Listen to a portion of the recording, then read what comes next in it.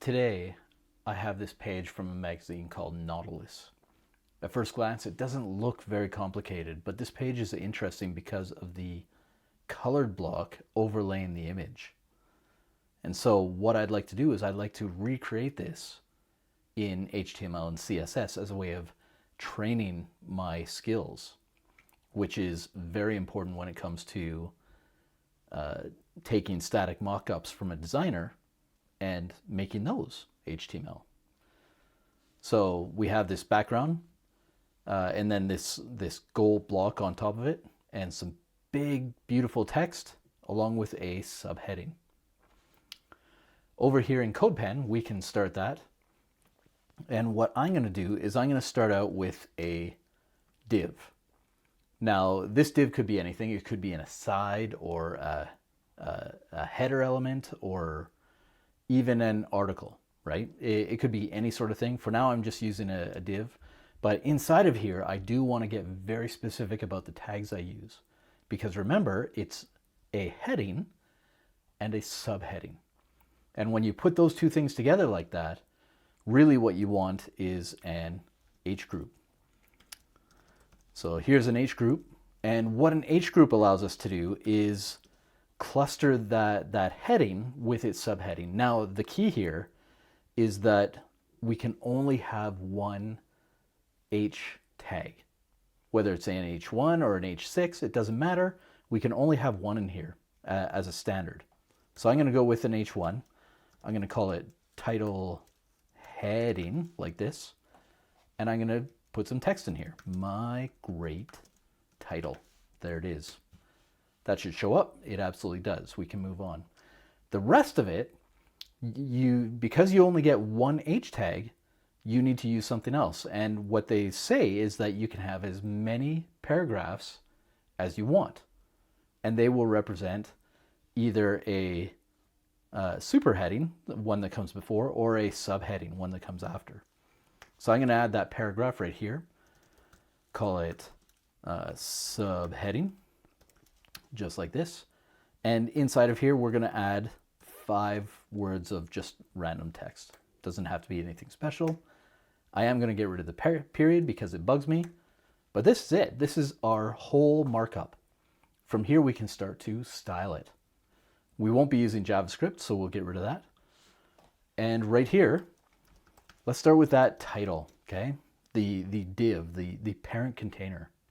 So inside of here, I'm going to give it a minimum height.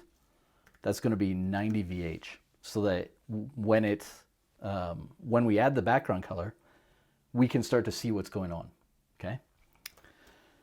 From here, I'm going to display grid because I want to center this text. And inside of here, I'm going to align items, place items. I knew I had that one wrong. Glad I figured it out before typing. And center it, which should put it right about here. Now, you're going to see right away that it's still left aligned. Okay, the text isn't centered, just the box is centered. And so we need to do something there. This is our title, this is our content block right here. And we can just go text align center. Done. Okay, we're off to a really good start. From here, we want that heading. And remember, that heading is really big. And then the subheading underneath it, not so much. This is also serif, this is not. We can take care of both those right down here. Title heading. We're going to get that font in there. We're going to make it really, really big.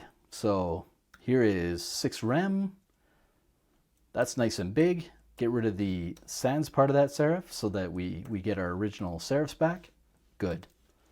The other part, subheading like this. And same thing, font. In this case, it's going to be 1.5 rem. Make it a little bit bigger. And for today, I'm going to make it bold. There it is. Now we need to go and get that background in there, okay? CodePen gives me a really handy tool for doing that. We have some photos. I've already got it set to mountains, which is nice. We're going to use, this one seems pretty cool. So copy it as a background. and paste it in. We're going to paste it in on the title. There it is. And already it's starting to fit.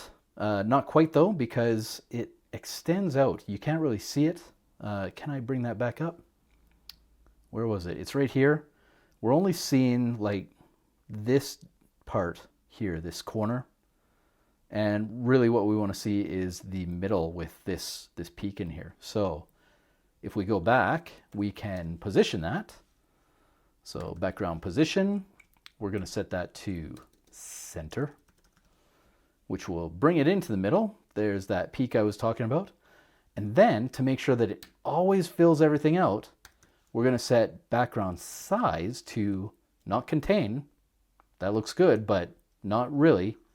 We're going to set it to cover, just like this. At this point, we should probably get that black, that gold background in there.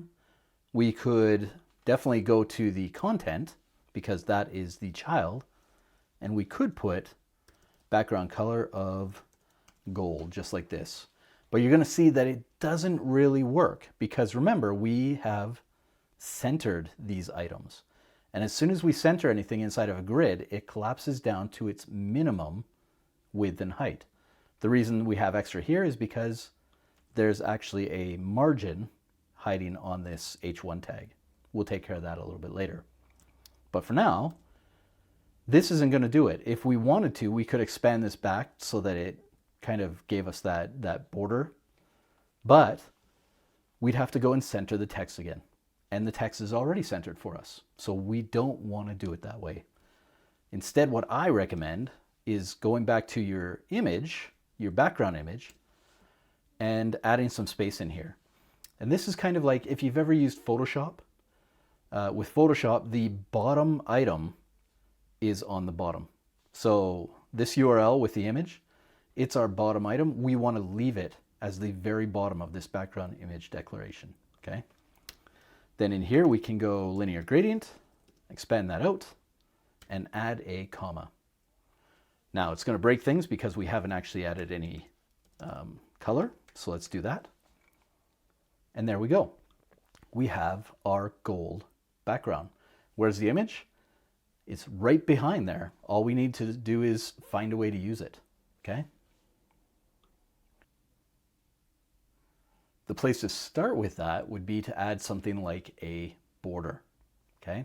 And the reason for this will become apparent very, very quickly, but let's go and add border really fast. I'm going to get rid of this because what I want to do is I want to declare sizes on all sides. And if I'm just using the single border declaration, I can't do that. So I get rid of it here. I drop down at a border width, and now I can add this. So 5 VW for the top, 5 VW for the sides, and 15 VW for the bottom. Now you're going to notice something. Let's comment this out.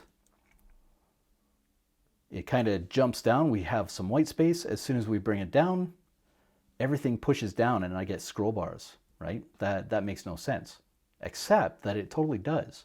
Because the way that sizing works is the border is on top of your width or on top of your height. So this yellow box right here is 90 VH. And then we add on our border, which makes it way too big.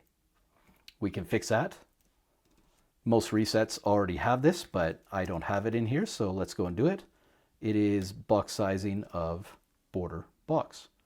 And just like that, we are back to normal, except that this border is black and we don't want it to be black, okay? So right here, we're gonna set it to transparent, okay? Doesn't seem to do anything. Stay with me for a second. What we've done is we've set up a very interesting situation where we can control how these two images are sized based on the border. Okay, we could have used background size and done some tricky magic here, but this allows us to control it all in one place and it will just work. So check this out. Right here, I add background clip. And that background clip takes something similar to this. It takes border box or padding box. So if I add border box like this, nothing happens because it defaults to border box. But if I change it to padding box, now all of a sudden everything kind of goes in. If I inspect this, you'll see that my borders are still there, but everything is being pushed in, okay? And that's because if you only have one thing in here, get rid of that. If you only have one item in here, it's for both the linear gradient and the image. But remember, we're using multiple images. So we can actually go in and declare this twice. One for that, one for the gold, and one for the image. And all of a sudden, we have something very magical. Now, it's not quite there. You can see this line breaking stuff, okay? But we can fix that as well. So with another background property called background origin, like this, we can also set border box, just like this. And that starts it all the way up in this top corner and causes it to fill out the space. And now we have exactly what we were trying to go for over here. The only thing left to do is change the color and add this line, okay? And so let's go get that done. Right here, if we drop down to the title, we can add a color. It's going to be white, okay? So that gets that done. And now how do we get that border in there, okay? Traditionally, we'd probably use something like text decoration underline, which is great, except that it defaults. Well, in recent times, we have some other stuff where we can do text decoration thickness, and that can be 2 pixels, just as an example. And it is, did I do it wrong? Thickness, 2 S's, sorry, bad spelling. There it is. And we can also do text decoration color of black. And that's really all we get with this. We could do squiggly lines or something fancy, but we have no way of moving this line down away from the baseline. Okay, it rides the baseline. That's how it always works. You'll also notice that it kind of gets cut off weird and doesn't pass through the bowl of the G. So maybe this isn't the best way. Instead, what I would recommend is using another background, okay? And for this, I'm going to set background. I'm going to do it all on one line. So we have that linear gradient. Expand this out. It's going to be black and black so that we can change the size, right? We're changing the size. We definitely do not want this one to repeat. So let's get that one in there because we're about to change some stuff. And what we do is we are going to center it. So this centers it in both directions. If we add another one, we can go bottom, which doesn't really do anything because we haven't added any sizes, but stay with me. If I push this a little bit, you'll see that it does start to move. Oh, did it move enough? Where is it? 0.1 M, sorry, 1 M, like this. That's a little bit better. Sometimes I mix those rems and M's up, but here we go. It's passing right through here. And now we do something very interesting. We add a slash, and this slash lets us change from positioning to size. So from here we can go 100%, which is the width, and the height is going to be 2 pixels. That's what we had before. And all of a sudden we have it, okay? That's not quite what I was expecting. Maybe 0.2. 0.2 is a bit much. Maybe 1.5, 0.15. That way it's passing right through the middle of the G there, the bowl of the G, looking really, really sharp. Or maybe we want it down here. Who knows? That's for the designer to decide, right? But now we're getting really close. Like, look at this. It's feeling really sharp, okay? There are some places where we can refine this. For instance, I did hint at there being this margin here, and there's also a margin on the text. Now, recently, we were able to go up to our text content and add something called margin clip. This is something that's very new and only works in Safari, but you can set this to block and it should adjust things out unless, oh, you know what? Not clip, trim, sorry, margin trim, which causes everything to move up. If I inspect this again, you'll see that the bottom space is gone, the top space is gone. This little bit of space is because of the line height. Can't do anything about that, but we got rid of the margins. This only works in Safari. Obviously, there are still quite a few evergreen browsers that don't support this, so maybe just for now, we go to the heading, go margin top, or if you really want, you can go margin block start, like this, of 0, whatever works for you, and of course, right down here, margin bottom or margin block end, if you're doing logical properties, of 0, which means that now everything is really, really tight. We have this really nice spacing. If I was to inspect this block and then check my measurements, this is 210, this is 211, that is close enough. That's just subpixel rendering happening right there, but looking pretty good, okay? So we have it. We've done the thing. It looks pretty much bang on. The little bit of interesting text back here is because the paper is a little bit thin. And so when I took the picture, you could see the ad on the backside of this page. But we could also do something like that if you wanted. Right up here, we could, instead of gold, we could use HSLA. And my math says that that's probably around 50, 100%, 50%, and let's say 0.7. Should bring that in. I could make that just a little dark, a little less transparent so that it's more subtle. Copy it, paste it over here. Now we have something that is just slightly translucent, looks really sharp. That wasn't actually part of it, but there we go, okay? There are some bits here for responsiveness. We can take care of that just by going padding maybe of 3VW. Spell it right, VW, thank you. That way it always has a little bit of space no matter what it's doing here.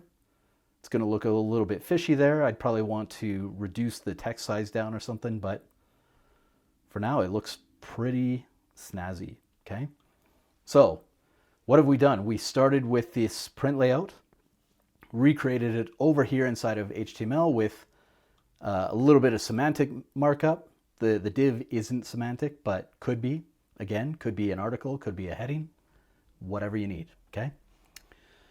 From there, we style it out, added some styling for the text, started dropping in the background, and just with backgrounds alone, so everything about this, other than the text, is controlled right here, right? We can change the image, we can change the borders so that we can resize all of this, and it's all in a single location, which means that it is very easy to script out and make it a component if you needed to, right? If you wanted to reuse this a lot.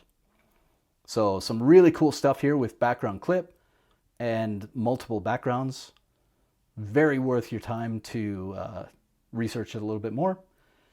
If you thought of a different way and you like that way better, hit me up in the comments, let me know why. Otherwise, I'll see you in the next one.